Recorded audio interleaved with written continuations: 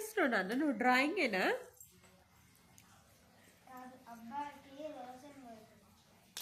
అబ్బాయి బొమ్మ గీసి అబ్బాయికి లోషన్ పెడతావా? ఏం చేస్తున్నావు?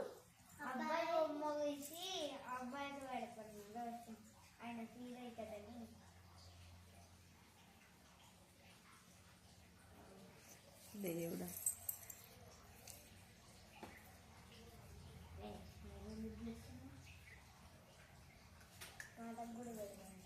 ఎవరికి?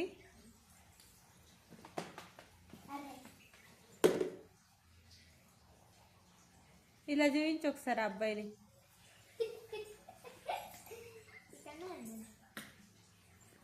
నువ్వు ఇలా చూడు కుష్ ఒకసారి.